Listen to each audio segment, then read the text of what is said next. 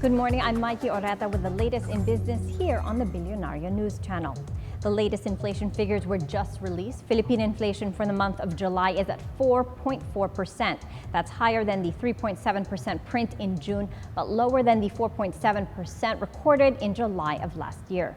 The Philippine Statistics Authority says the uptick in July inflation was mainly due to the rise in the prices of water, housing, electricity, and fuel. While July's 4.4% inflation rate was well within the central bank's 4 to 4.8% target, it did, however, breach the government's 2 to 4% target for the period of this administration. Second quarter earnings are starting to trickle in. The C family's SM Prime Holdings maintains its steady growth track in Q2, with profit rising 16% to 11.6 billion pesos for the period. This brings SM Prime's 6-month earnings to over 19 billion pesos, reflecting a 13% increase year-on-year. Specifically, revenue in the second quarter reached 34 billion pesos, up 9% from the same period last year. This brings the SM Prime Holdings revenue in the first half to 64.7 billion pesos. The mall segment remains as the company's cash cow, contributing 58% to total revenue. The residential business also gave a strong showing, with revenue soaring 23% to more than 10.4 billion pesos. In other news, the Gokongwei family Cebu Pacific airline receives 3 new aircrafts as it seeks to capitalize on a rebound in the travel market following the COVID-19 pandemic. The latest Airbus units bring their fleet of new aircrafts to 10 this year.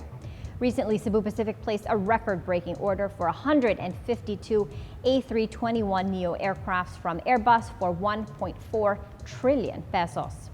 With this fleet expansion, the budget airline aims to serve over 24 million passengers this 2024, up 51% from the 15.84 million in 2023. Before we go, let's take a look at the figures at the Philippine Stock Exchange following yesterday's sell-off, which saw the PSE index drop by 2.6%, in line with other markets following the sharp sell-off in Japan. Right now, the PSE index is up marginally, up by 0.5% to 64.64. The All Shares Index up marginally as well, up by 0.3%. As for the other sub-indices, we're seeing a mixed picture. The financials, industrial holding firms, and the property sector are up. Financials up by 0.7%, industrial up by 0.3%, and holding firms up by 0.25%. Property up sharply, up by 1.88%. Meantime, services and mining and oil sectors are down. Services sectors down by 0.8%, with the mining and oil down the most, down by almost 2% at 1.8%. Now, taking a look at markets overseas, U.S. markets fell overnight. All 3 major indices there, the Dow, the Nasdaq, and the S&P 500 sank, with the blue chip Dow and the S&P 500 registering their biggest daily losses since September 2022. This on the back of worries over the health of the U.S. economy.